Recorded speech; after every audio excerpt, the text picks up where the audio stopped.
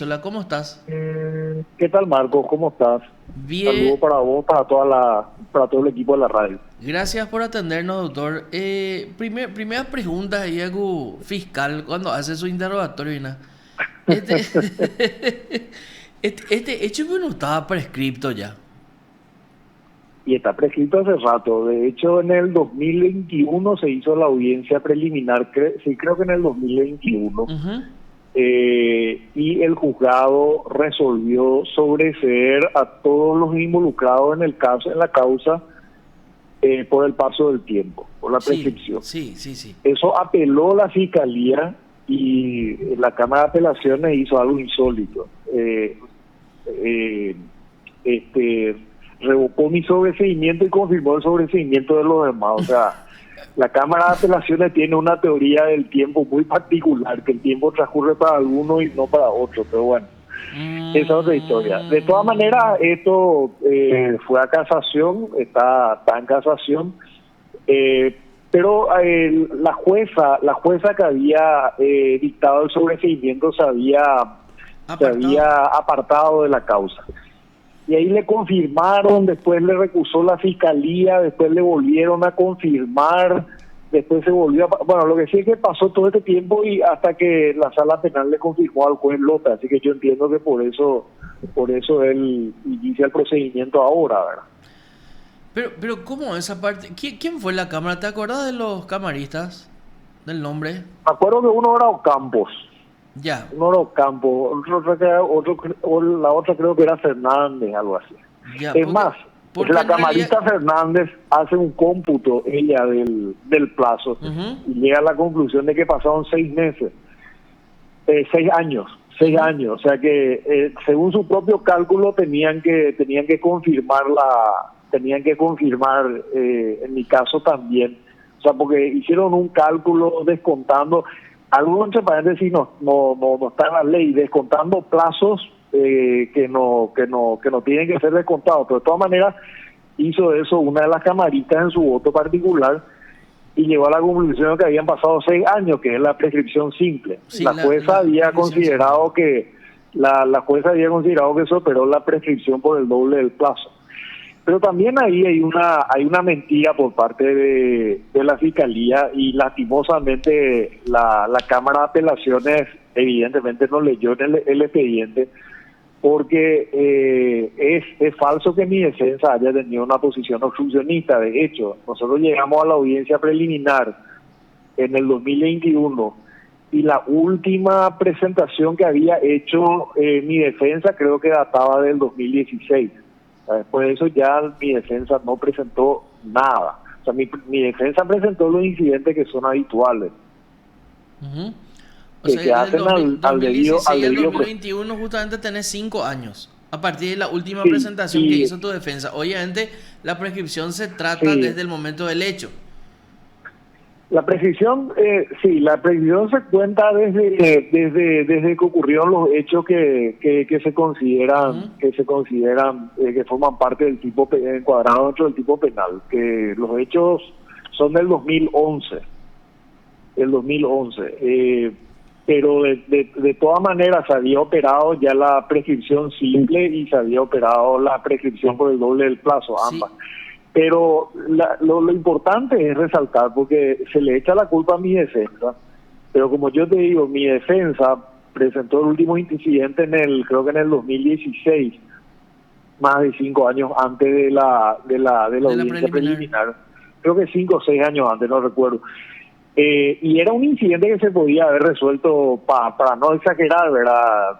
En un mes, 2 meses. O sea, no se le puede culpar a mi defensa de que el proceso no haya avanzado. Es más, la fiscalía, la fiscalía presentó por ejemplo, la fiscalía recusó ministro de la Corte Suprema y cosas por el estilo. Así que se le recusó a fiscales, de hecho también denunciantes, en fin. O sea, hubo varias dilaciones que no tuvieron nada que ver con la conducta de mis abogados. Claro, eso agregamos, creo yo, estás agregando para tratar de entender un poco cuál fue, a ver, un poco la interpretación de la Cámara de Apelaciones, porque están tratando pues de querer meter esos temas de los plazos muertos y compañía, que definitivamente tampoco forma parte del cómputo de una prescripción, de un cómputo bien hecho de la prescripción. Pero si vemos que tu defensa dilató para ganar tiempo, y los demás no hicieron lo mismo, bueno, y vemos, vamos a decir, bueno, y acá se resta un poco el tiempo o el plazo que la defensa de Rafael Filisola dilató. Pero no fue así según lo que nos decís, porque si en el 2016 presentaste tu último, o presentaron tu último mecanismo de defensa, porque no todo tampoco es dilación nomás, porque todos tenemos derecho a la defensa, porque de eso pues se trata el proceso. Claro. Acá hay dos cuestiones. Una cuestión vos señalaste muy bien, la ley es muy clara. La ley establece plazos y establece obstáculos insalvables. Obstáculos insalvables que podría ser que te fugaste, estás en rebeldía o tenés fuero, por ejemplo. Tenés inmunidad, entonces la justicia no puede actuar, entonces esos serían obstáculos insalvables. Pero inclusive el doble de la prescripción dice, con independencia de todo, si se opera el doble, se produce la prescripción. Salvo obstáculos insalvables, pero los obstáculos insalvables son muy precisos y eso los jueces y los camaristas no se pueden erigir en legisladores, establecer normas que no aplicar una interpretación antojadiza. O sea, eso es, de hecho la ministra Carolina Llanes en un momento dado dijo que eso era prevaricato. O sea, ellos no pueden aplicar una teoría por encima de la ley. Definitivo. No tenían derecho penal. Definitivo. Pero a mí me interesa, o sea, yo hago esta aclaración con relación a la conducta de mi defensa porque considero que es injurioso el trato que recibe mi defensa. O sea, porque no, en realidad mi defensa no tuvo un comportamiento obstruccionista. Presentó el Código Penal establece una serie. A ver, un principio es el doble conforme, o sea que los actos tienen que ser revisados, por eso hay juez de primera instancia, cámara de apelación, y también está la sala penal después, o sea, para que haya una revisión de los actos. Claro que esa revisión se realiza dentro de cierto procedimiento y todo lo demás, pero además es un principio fundamental de las garantías del debido proceso, el doble conforme. Está no solamente la legislación paraguaya, sino está también en la Convención Interamericana de Derechos Humanos. Así que todos tenemos derecho a que un juez se puede equivocar, una cámara se puede equivocar, todos tenemos derecho a que sea revisada la actuación de los jueces. De hecho, en todo nuestro sistema constitucional hay controles sobre el Poder Ejecutivo, sobre el Poder Legislativo, sobre los jueces. O sea, siempre hay controles para evitar el error o para evitar la equivocación y para que tengas una instancia donde reclamar tu derecho. Pero además de eso, doctor, la Corte, la Sala Penal, ya dejó en claro eso, y eso sí ya hay una resolución donde dice: no le podés vos endilgar la mora judicial a los procesados. O sea, aparte que un procesado tiene todo el aparato estatal en contra, fiscalía, policía, todos los medios coercitivos que tiene el Estado. Aparte de eso, otra vez, la negligencia, mora o impericia de los jueces no le puede estar cargando en la mochila al procesado. Claro, aparte, como yo te dije, este es un proceso que fue muy infiltrado también de la propia fiscalía. De hecho, es un proceso que no tiene sentido. A mí me responsabilizan de la no ejecución de pólizas de seguro de un contrato que venció cuando yo ya no era ministro. O sea, yo fui ministro hasta junio del 2011. Había unas obras que se estaban haciendo en diferentes comisarías. En realidad había muchos contratos. La administración es permanente, o sea, los ministros pasan, la administración queda, ¿verdad? Pero en primer lugar, cuando yo dejé el ministerio, un tiempo después las obras se paralizaron y no concluyeron, pero había una póliza de seguro, una póliza de fiel cumplimiento de contratos. Ahora, ¿por qué no se ejecutó esa póliza? ¿Quién es el responsable? Sabemos, porque en la ley de contrataciones de ese entonces estaba claramente establecido que el director de la unidad de contrataciones es el responsable de la custodia de la póliza. Ujú. Y de acuerdo al manual de funciones del Ministerio del Interior, el responsable de velar por el cumplimiento del contrato era también la dirección de UOC, de la Unidad Operativa de Contrataciones. O sea, ahora, ¿por qué la administración posterior? ¿Por qué durante la administración posterior no se ejecutaban esas pólizas? Eso yo no puedo saber y tampoco estaba bajo mi control. Además, fíjate, ahí es donde se ve el carácter discriminatorio desde el inicio, y cómo el proceso estaba orientado de mala fe en mi contra desde el principio, porque me procesan a mí, pero no le procesan al que era ministro en ese entonces.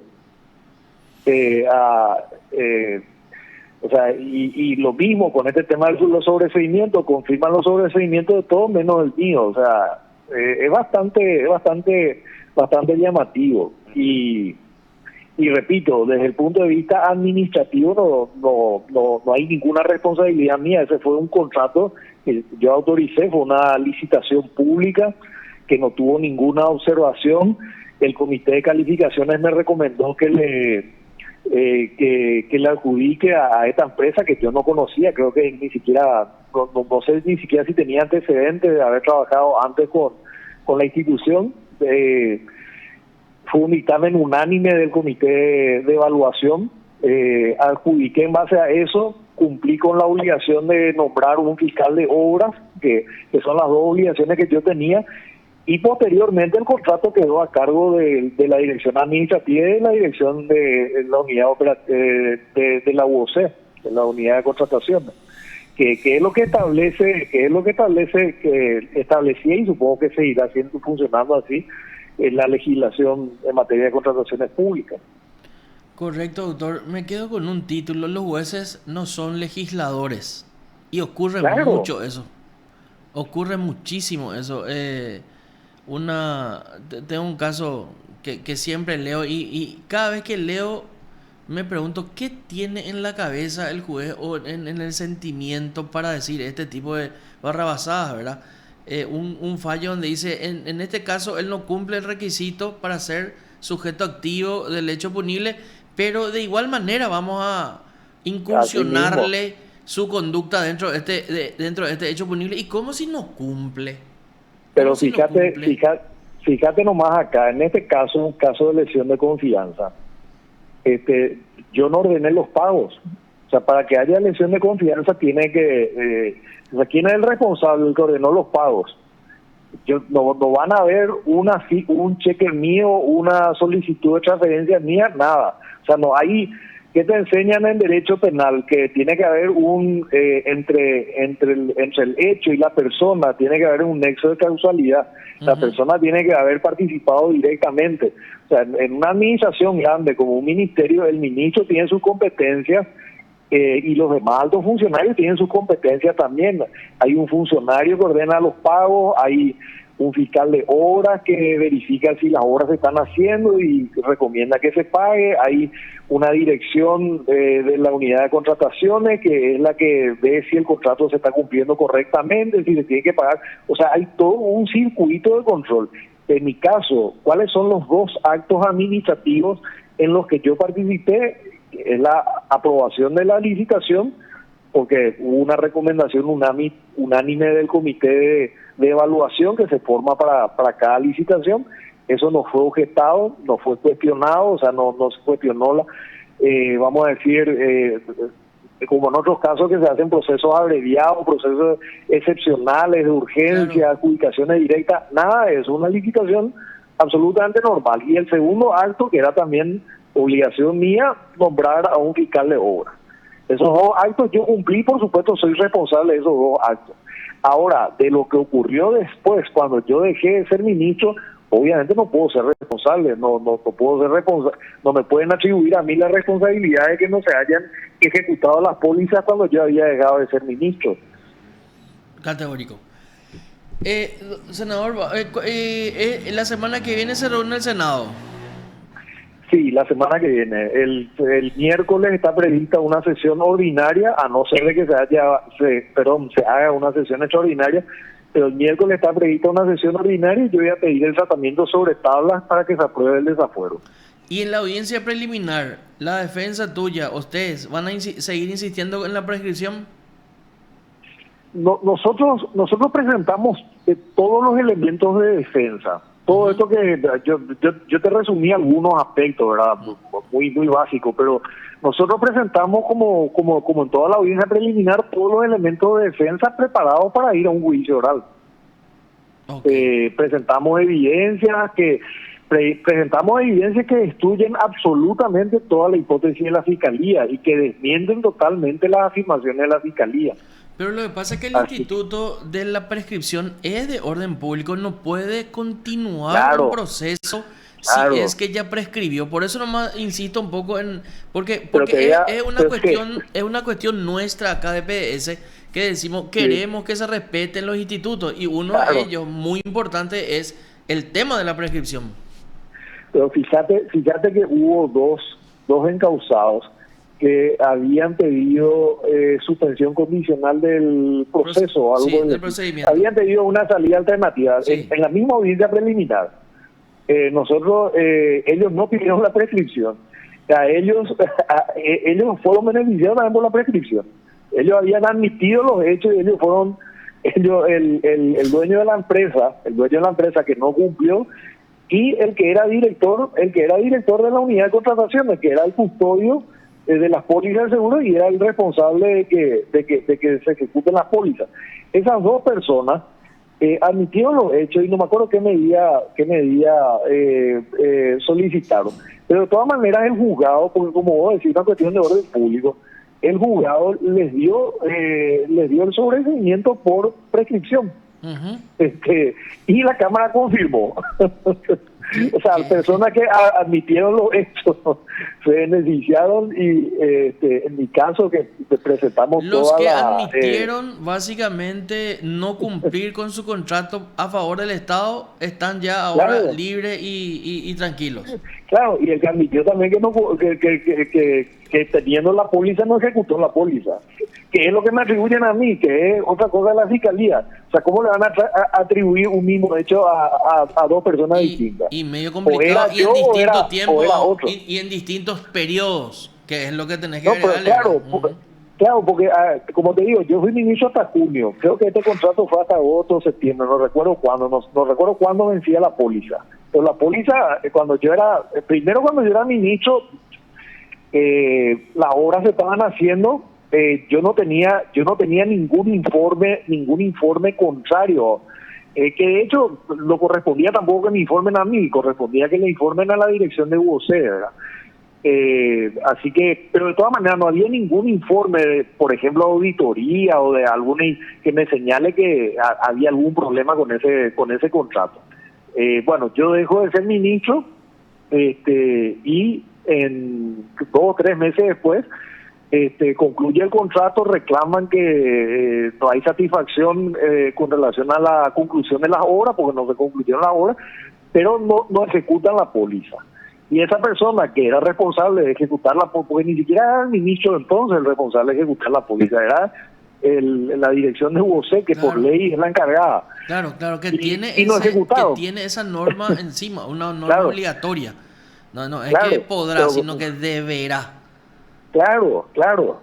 Pero además por ley, o sea, la fiscalía me atribuye algo a mí, que en el tiempo es imposible que haya sido de mi responsabilidad, pero legalmente tampoco es de responsabilidad de otros funcionarios, claro. Porque además, vos te imaginas que un ministro en un ministerio donde, qué sé yo, hay decenas de miles de funcionarios y decenas y miles de contratos, que el ministro tenga que estar cuidando las pólizas de 100 cumplimiento de contratos, es imposible.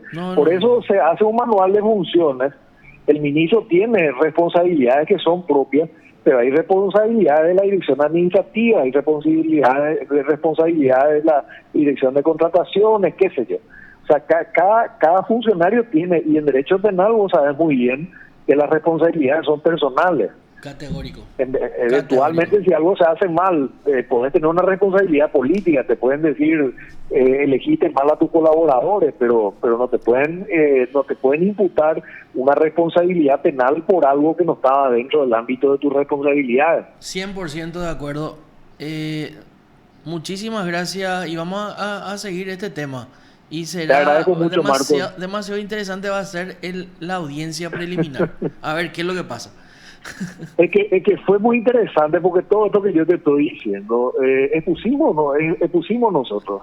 A pesar de que en cosas que en una audiencia preliminar hay cosas que no son relevantes, o sea, no se valoran. Pero a favor del juez anterior se expuso en la audiencia preliminar y te dieron la razón. Sí. Claro, sí, claro, sí, así mismo. Muchísimas gracias yo valoro mucho que la jueza en este caso haya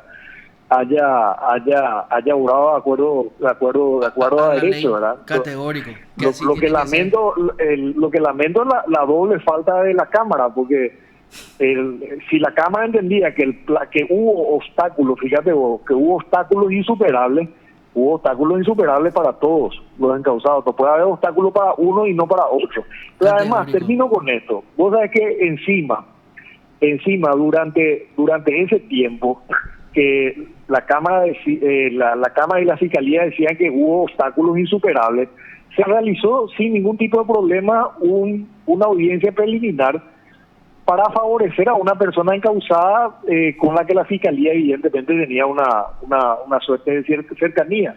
Así que también es mentira que el expediente no se haya movido en todo ese tiempo. O sea, para sumar una irregularidad más a los hechos. Más del trato discriminatorio, de la doble vara y lo más grave de la prevaricación. De esta actitud que tienen algunos magistrados de prevaricar, de fallar contra lo que establece la letra de la ley. Categórico. Muchísimas gracias, senador. Bueno, gracias a vos, Marco. Dale. Chao. Usted está escuchando PDS. El senador Rafael Filisola. ¿Viste? O sea, a mí me parece